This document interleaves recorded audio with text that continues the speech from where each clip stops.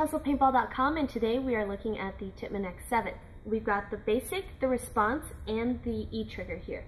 Now, I don't have the X7 Phenom with me because although it looks pretty much the same on the outside, it's a completely different gun on the inside. So let's pull in close. I'll show you some neat things about each of these. What I've got here is the X7 Basic.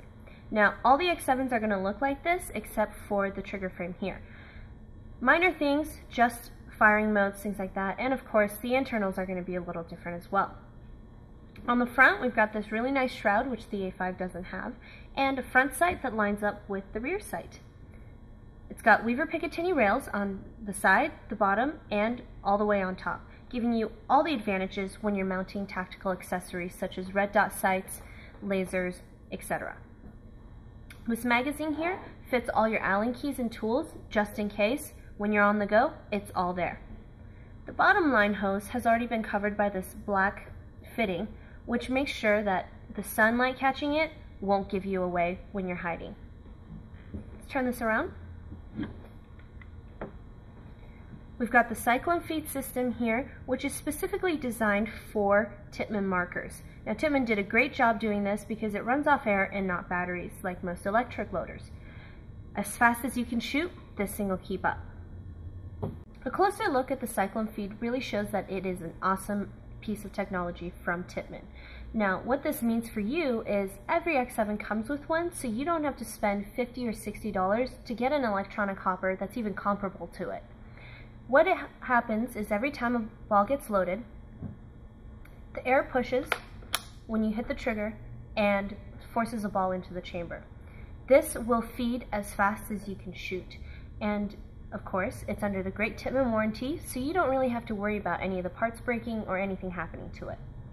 I've got the X7 E-grip here, and as you can see, there are 3 different modes on this: safety, semi-auto, and full auto. When you're on semi-auto, it shoots every time you pull the trigger, and that's it. On full auto, you can program it to shoot up to 15 balls per second or 3-round bursts. As you can see, I just have it on full auto.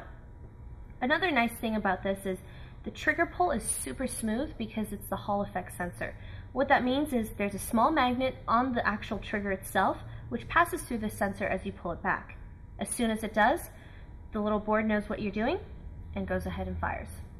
Now what I'm going to do is show you how to field strip your Tippmann X7. You don't always have the luxury of taking the halves completely apart, so I'm going to show you how to get to your internals without doing so.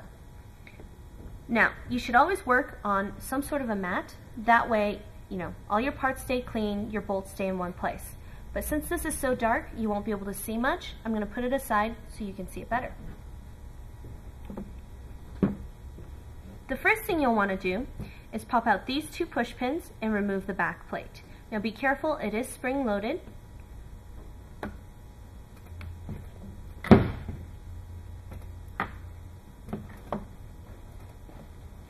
Once you've got the push pins out, it's pretty easy to get that back plate out as well.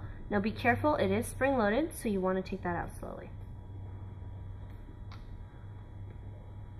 Here's the main spring. I'm just going to set that aside. The next thing you'll want to do is take out these 2 push pins. You want to make sure that your grip frame is completely removed from the body of the gun. Now the reason we took this push pin out is so that your tombstone can come out. So the next step is to take out your magazine. Once you've done that, you'll want to get the mag well off. Now it's not easily removable, so for me, let's see here. I can't really move that back by pushing on it, but you want to push back and pull down. For me, I'm going to have to use a hammer.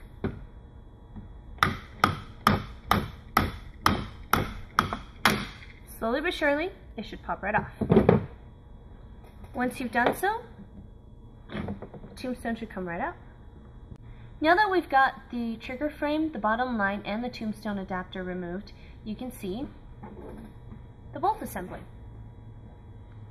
So what you'll want to do is either grab an Allen key and just give that a good pull back, or you can tip it over and try and dump it out. If it's well greased, it should come out just fine. This one is not.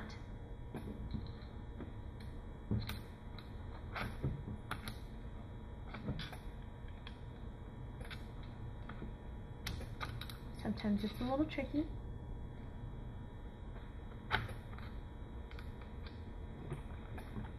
Once it comes out, you can just pull the rest of the assembly out.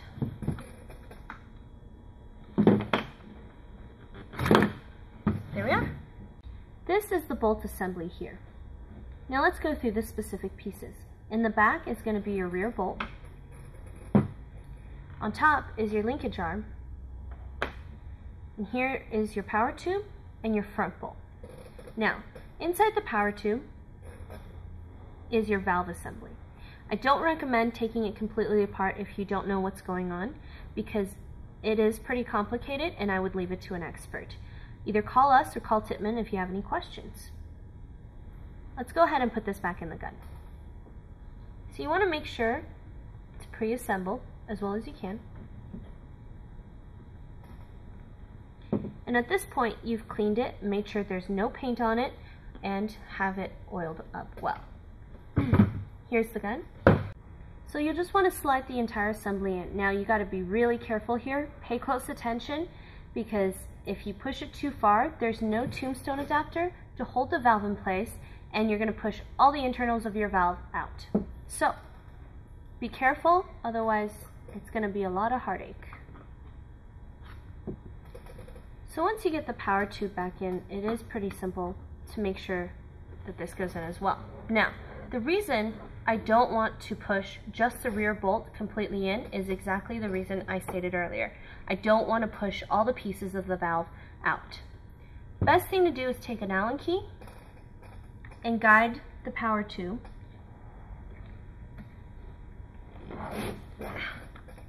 in. Once you've done so, it will slide easily. So you want to push it all the way till you feel this line up. That is where your tombstone assembly will go. Your rear bolt should fit in just fine. Don't push that in too far. Right to the end of the power tube will do. Now we've got everything back in, let's put our bottom line, tombstone adapter, trigger frame, and mag well back on.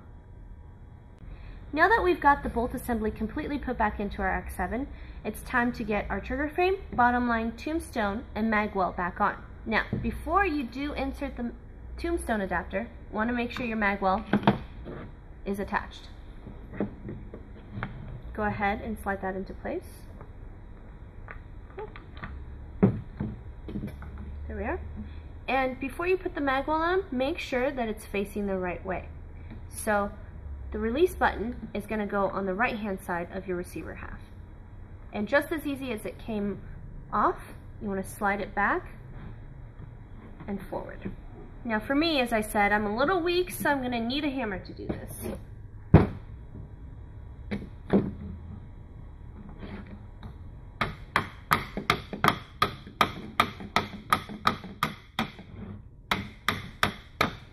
Like a charm. Slide your grip frame back on, and you're ready to insert your push pins. Grab your back plate and the spring and pin that came out. Make sure they're pretty much locked into place, and go ahead and slide that back into your bolt assembly. Alright, got the mag back in my X7 and we're good to go. So there are only minor differences between the X7 Basic and its counterparts, the Response and the E-Grip, and they are all in the grip frame. Now if you want to learn more about that, you should check out our other videos, because they do have information about the Response trigger and the E-Grip. So I guess the only other thing to do is show you how it shoots. Let's go outside. Here we are with Dan. He's got his V-Force grill mask in white on and his Tippmann X7 E-Grip. Hey Dan, awesome. So he's going to show us how it works, and we are shooting this way.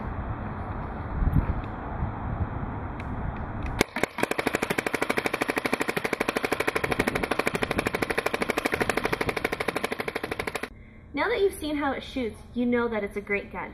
Get out there, try it out for yourself. Now it is a Tippmann, so it comes with a great 2-year warranty, and Tippmann's an awesome company to work with because they really take care of their customers. They also just lowered the price on all the X7s, and so it's a steal, really. Check it out for yourself at www.hustlepaintball.com, and of course you can get the Tippmann X7s and all their accessories there. Now, if you have any comments, questions, or suggestions, please email us at videos@hustlepaintball.com. See you guys later!